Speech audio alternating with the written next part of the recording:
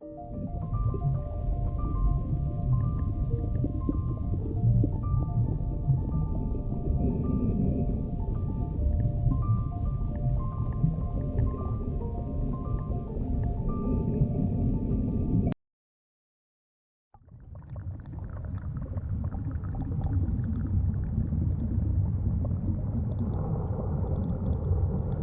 the sun-dappled lagoons of Mexico, a new life greets its first dawn.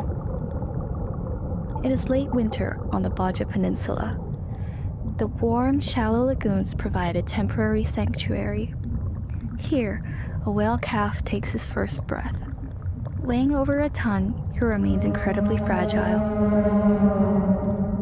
Listen, it is the call of his mother. The mother now guides her calf with gentle, low-frequency pulses. Driven by ancient instincts, the newborn will soon learn to find its own voice underwater, to answer her call.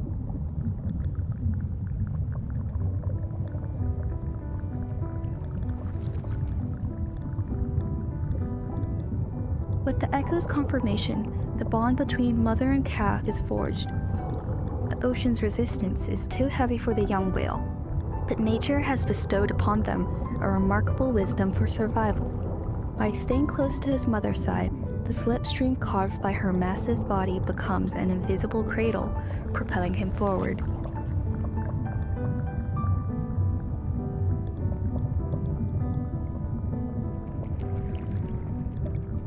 But spring is approaching. The lagoon cannot sustain them. To find food, they must embark on one of the longest migrations of any mammal on Earth, a 5,000-mile journey north to the Arctic. A journey through a world that is rapidly changing.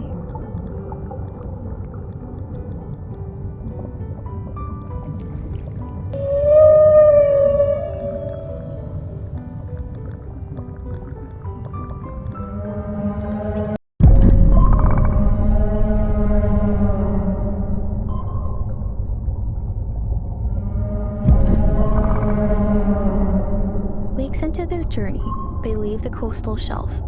As the seafloor drops away, they have entered the human acoustic zone.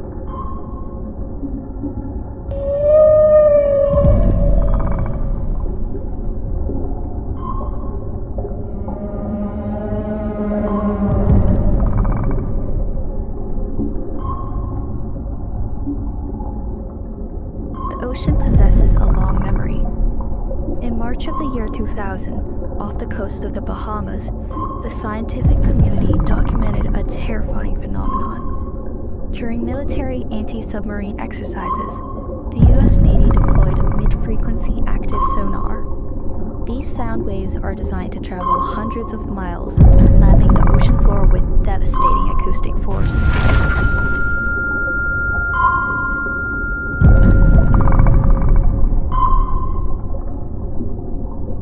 For deep-diving cetaceans, whose auditory processing centers are highly evolved, this is not merely a loud noise, it is an overwhelming physical assault.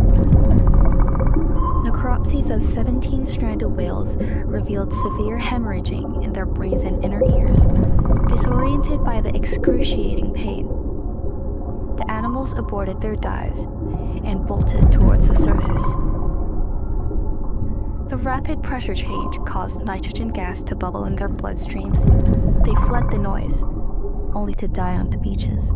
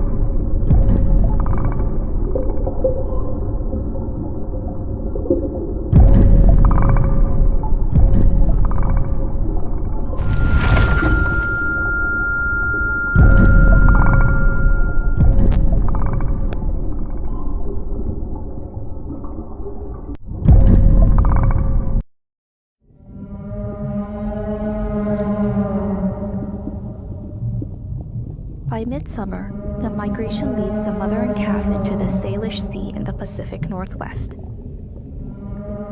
Here, they are encountering a different, more insidious threat.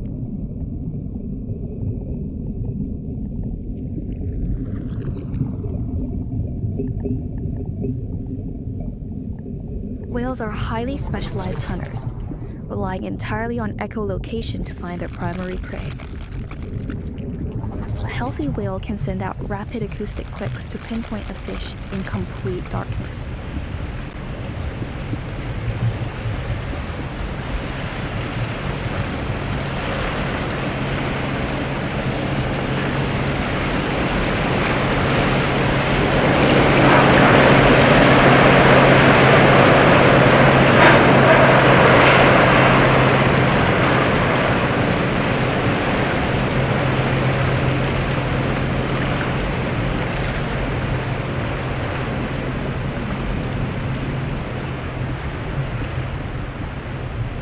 But a relentless armada of commercial freighters transits these shipping lanes. This generates a low-frequency roar that drowns out the whale's sonar. This is acoustic masking. The whales are not struck by the ships. They are rendered functionally blind. Losing up to 23% of their daily foraging time, they expend vital energy searching through an impenetrable fog of noise.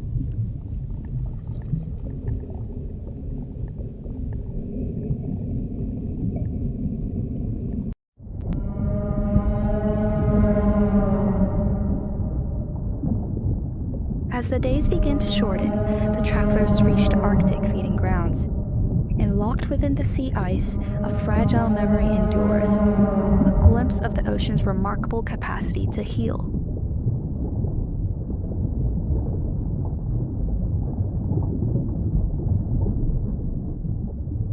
In the spring of 2020, human global commerce suddenly paused. Scientists named it the anthropause. Within months, underwater noise levels in major shipping lanes dropped by 3 decibels, meaning the total acoustic energy had been cut in half. And in that profound silence, marine biologists recorded a miracle. For decades, whales had been forcing to shout louder just to be heard over the engines. But when the noise subsided, their songs became richer, infinitely more complex, traveling across the vast oceanic basins to reconnect fragmented families.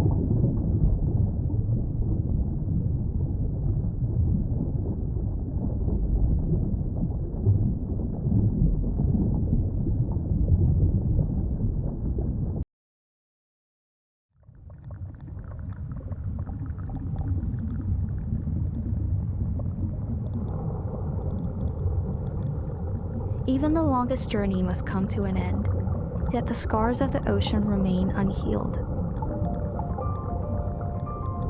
Listen closely. The ghosts of iron leviathans still linger in the distance, their low rumble an ever-present shadow.